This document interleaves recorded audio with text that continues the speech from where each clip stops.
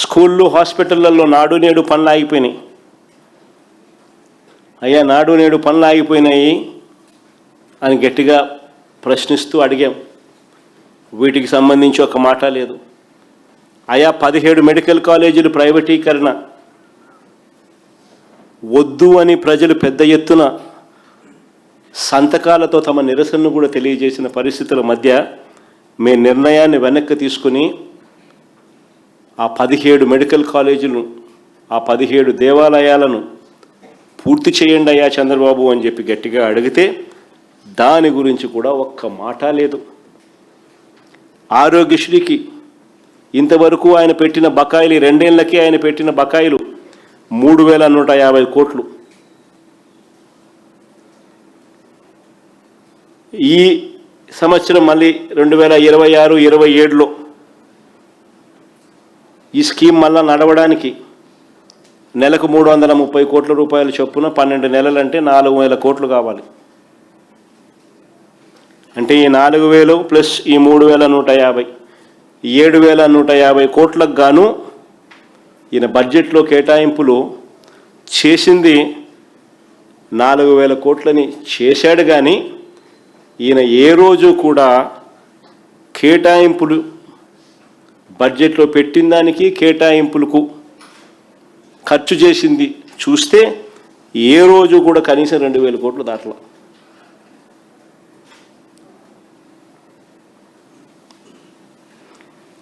అయ్యా చంద్రబాబు గారు 7,150 కోట్లు కావాలి, వీటికి సంబంధించి డబ్బులు ఎప్పుడు ఇస్తున్నావు? 3,150 కోట్ల రూపాయలు బకాయిలే ఉన్నాయి. ఈ సంవత్సరం స్కీమ్ నడవడానికి మరో 4,000 కోట్లు కావాలి. నెట్వర్క్ హాస్పిటల్స్లో టోటల్గా స్ట్రైక్ చేస్తూ ఉన్నారు.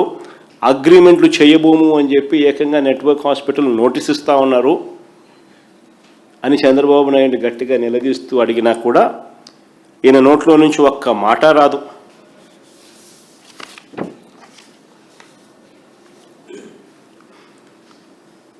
ఉద్యోగులకు అధికారంలోకి వస్తూనే ఇస్తానన్న ఐఆర్ ప్రస్తావన లేదు బడ్జెట్లో.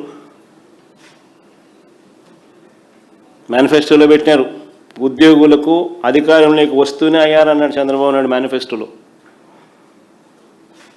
ప్రస్తావన లేదు, పిఆర్సీ ప్రస్తావన లేదు, ఒక్క మాట లేదు. పెండింగ్లో ఉన్న 4 డిఏల గురించి, డిఆర్ల గురించి ఎప్పుడు ఇస్తారో కనీసం చెప్పను కూడా చెప్పలేదు.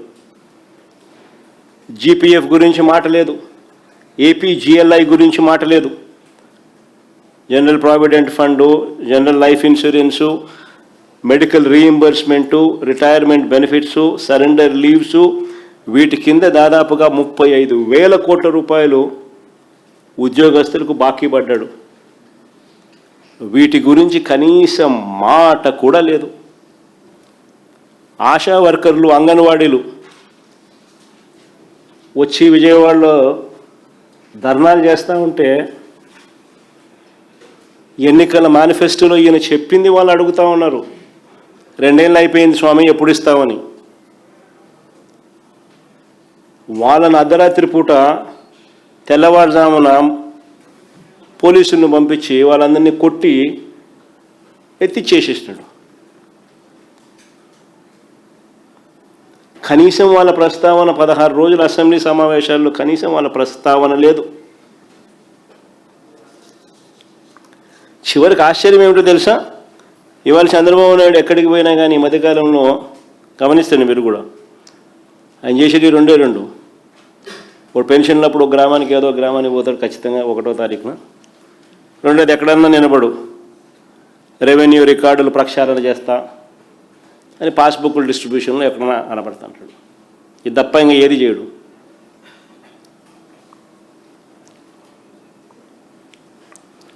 నేను అడుగుతా ఉన్నా, అయ్యా చంద్రబాబు నాయుడు, ఇవాళ చంద్రబాబు నాయుడు ఎక్కడికి వెళ్ళినా రెవెన్యూ రికార్డులు ప్రక్షాళన చేస్తా, ఎక్కడికక్కడ సర్వే చేయిస్తా, ఎక్కడ లేని టెక్నాలజీ వాడుతున్నా, క్యూఆర్ కోడ్ పట్టాదారు పాస్ పుస్తకాలు ఇస్తున్నా, ప్రతి ల్యాండ్ పార్సిల్కు జియో కోఆర్డినేట్స్తో హద్దులు చూపిస్తున్నా అని చంద్రబాబు నాయుడు క్రెడిట్ చోరీ చేసే కార్యక్రమం చేస్తూ ఉన్నాడు. అసలు ఇవన్నీ ఎవరి హయాంలో వచ్చాయి? సో సుదీర్ఘంగా దీని గురించి కూడా చెప్పినా నేను అలా చెప్తా ఉన్నా. అసలు ఇవన్నీ ఎవరి హయాంలో వచ్చాయి? ఈ సర్వేయర్ల వ్యవస్థ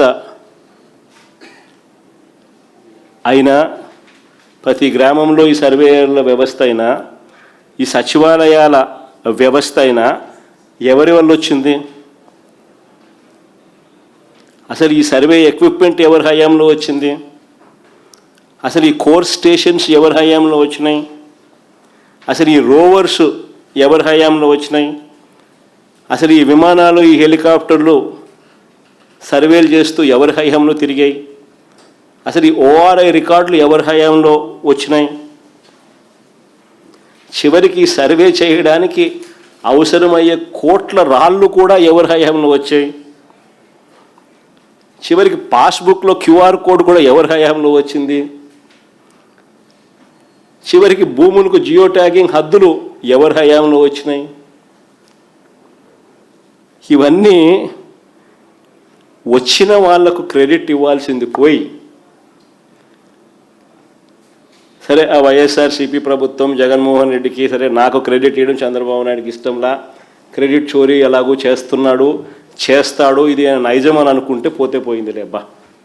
కనీసం ఆ ఉద్యోగస్తులన్నా, ఆ సచివాలయాలలో ఆ 15,000 మంది సర్వేయర్లు లేకపోతే, ఆ సచివాలయాలలో ఆ డిజిటల్ అసిస్టెంట్లు లేకపోతే, ఆ సచివాలయాలలో ఈ విలేజ్ రెవెన్యూ అసిస్టెంట్లు లేకపోతే అసలు ఎట్లా చేస్తారండి? ఎట్టవుతుందండి? కనీసం వాళ్ళకు కూడా ఏ రోజు థ్యాంక్ యూ చెప్పాల. థ్యాంక్ యూ చెప్పకపోగా వాళ్ళ మీద హెరాస్మెంట్. సచివాలయ ఉద్యోగులు దాదాపుగా 50-60 మంది చచ్చిపోయినారు, ఆత్మహత్యలు చేసుకున్నారు. కనీసం సానుభూతి లేదు వాళ్ళ మీద. సర్వేయర్లనైతే సస్పెన్షను, హెరాస్మెంటు. ఒక థ్యాంక్ యూ చెప్పాల్సిన చోట, ఒక థ్యాంక్ యూ చెప్పి చిక్కటి చిరునవ్వుతో వాళ్ళతో పనులు చేయించుకోవాల్సిన చోట చిక్కటి చిరునవ్వు లేదు, థ్యాంక్ యూ లేదు, హెరాస్మెంటు, ఆత్మహత్యలు. ఇవి ఈరోజు ఎంప్లాయీస్ పరిస్థితి. ఇలా తానిచ్చిన హామీలు మోసంగా చేసి అమలు చేయకుండా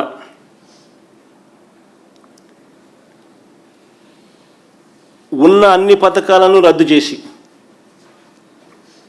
ఒకవైపున తాను ఇచ్చిన హామీలన్నీ అమలు చేయకుండా మోసం చేశాడు, మరోవైపున తాను ఇచ్చిన పథకాలన్నీ రద్దు చేసినాడు, మా ప్రభుత్వంలో ఉన్న పథకాలన్నీ రద్దు చేసినాడు. మరోవైపున స్కూల్సు, హాస్పిటల్సు, వ్యవసాయము అన్నీ కూడా విధ్వంసానికి లోనైనాయి.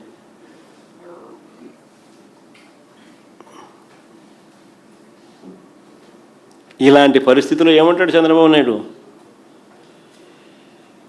ప్రతి జంట కనీసం 3-4 పిల్లలను కనాలంటాడు. ప్రతి జంట కనీసం 3-4 పిల్లలను కనాలంటాడు. ఇలాంటి పరిస్థితుల్లో ఇవాళ చంద్రబాబు గారి పాలనలో పాలు తాగినా నీళ్లు తాగినా చనిపోతూ ఉన్నారు.